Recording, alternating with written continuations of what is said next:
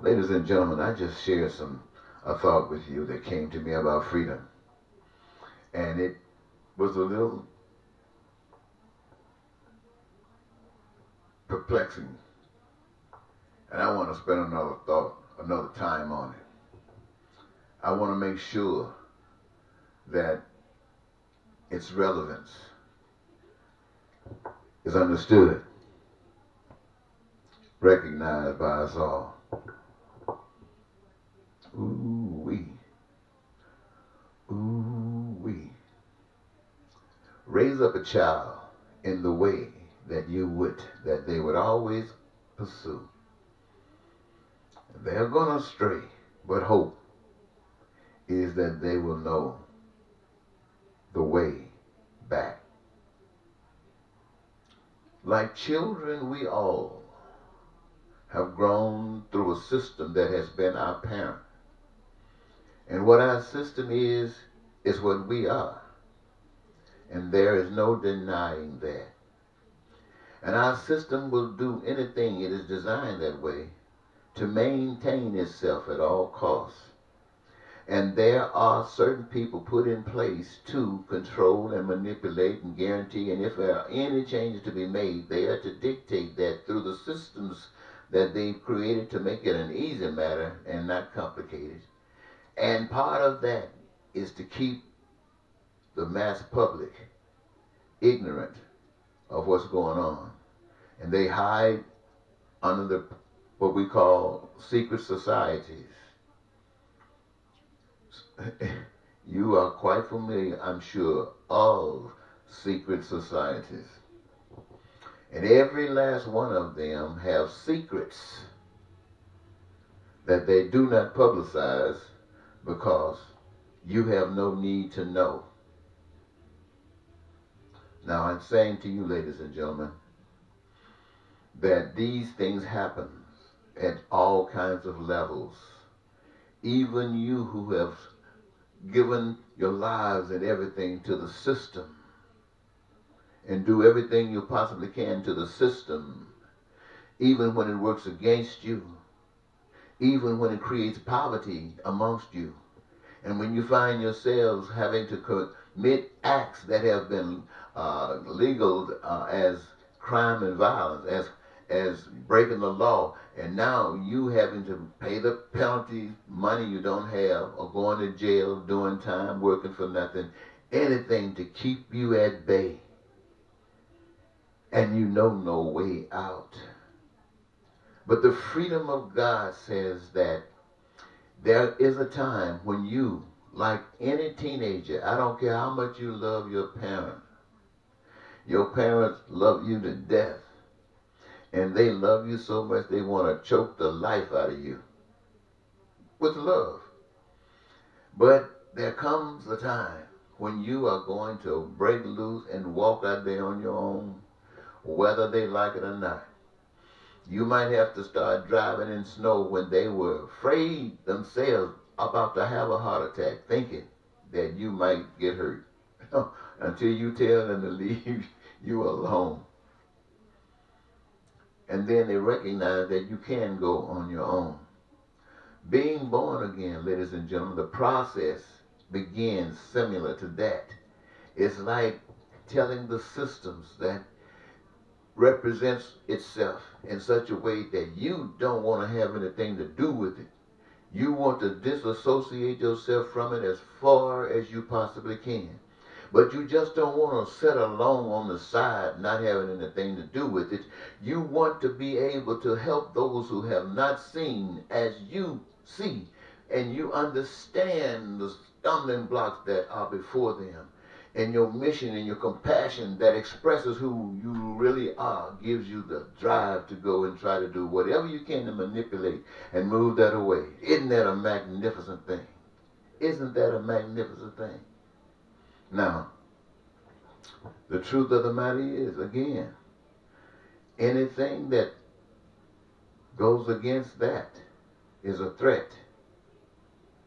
And the only way they know how to defeat that particular threat, especially when penalizing and jailing and stuff does not stop it, is to take you off the street for the rest of your life or kill you. But ladies and gentlemen, that's what love is made of. Love is this.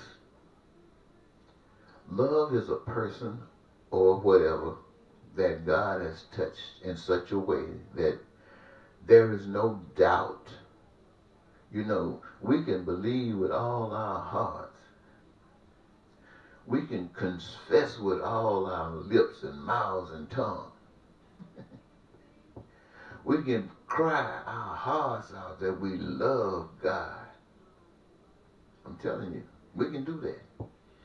But if we haven't represented love, if we haven't recognized the God that you say is in you and others to the extent that you can recognize your kinship, if you've resisted that, you couldn't go where you couldn't go. That's not to condemn you. That's just to say you got a little more to go, because that's half stepping. Love is beyond that, I tell you. And I'm not saying, this is not a condemnation on anybody, because I'm telling you, I learn this stuff every day. Because the Spirit in me shows a little bit to me every day. That's why I'm constantly on this microphone. And I know the more I talk, maybe the angrier you get. But there's somebody, somewhere that's glad because they know exactly where I'm at. They're there too. And this is just a confirmation. The truth of the matter is that God is the boss of everyone that's called themselves a child of God and is real. They have changed, and God, the one that made them know that there is a God, has control of them. Now, sometimes it's fault, but it doesn't matter. He's going to get you. Why? Because the price has been paid. Your body is the body, the temple of the Holy Spirit. The Holy Spirit sees, hears, and it is in you, where you don't need to hear some preacher rap about God or hear anybody philosophize about God. Now you are being led by the Spirit of love. And what is that Spirit of love? What is the word? To create, I said it. As in heaven, so on earth. Not to just show the dark world that's going through all of the stuff that it goes through by standing, oh man, this is going to be rough because we waited back for so long. Just think about how easy it would be to just sit and wait this out. Wait this, all this responsibility, just wait it out until life takes you out, then you say, ooh, you passed through that. But that next generation that's coming along, now it's about 5,000 times more complicated to get rid of because there was nothing done before they got there. And darn, what a struggle. What if they do that? Same thing. And then another generation comes. It's much more complicated, and yet the same thing that is required in the beginning will still be required at this end. The only difference is if it was exercised in the beginning, it could have stopped, but it wasn't. And so now, all 7, 8 billion of us and all the generations before us has to go through this. And you and I are going through it too. God living in you is love. And all the stuff that makes you mad, all the stuff that makes you want to choke and hate come up out of you, that can be a blessing too if you could recognize and say, oh, I didn't know that was in me. We all got it in us. That I talk about that too, because I get some of my demons rise up sometimes and I kind of be hacked. You know the expression, oh, you hack. Yeah, I get hacked. And I be thinking about how can I fix that. So my thing of it is, ladies and gentlemen, your life is not to please people. Once you become a child of God, your life is not to please people. Your life is to please God. Not to please people, to please God. And how do you please God? by showering through you what they can't get from anybody else. Everything they getting out there from where they're at is as backwards as backward as backward, and they don't even know it. So whatever you say appears stupid.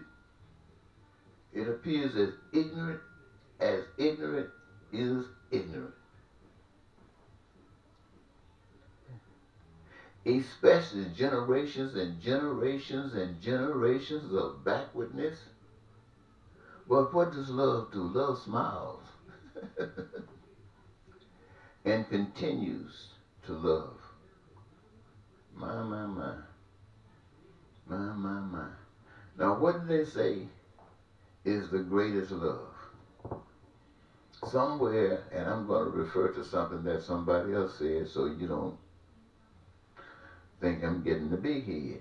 But somebody said that there is no greater love than that a human being, that a you and a you and a you, man or woman, old person or child, black or white or any other, straight hair, nap hair, blue eyes or brown,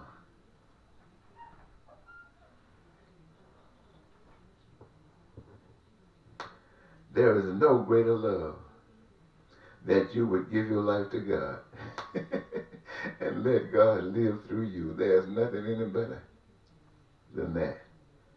And you don't have to worry about who that is, because he's known by how he's tried and how people tried and institutions tried to destroy it. Not by fixing what has been exposed as being fixable, but by trying to put out the light that exposes the rats. Bye-bye.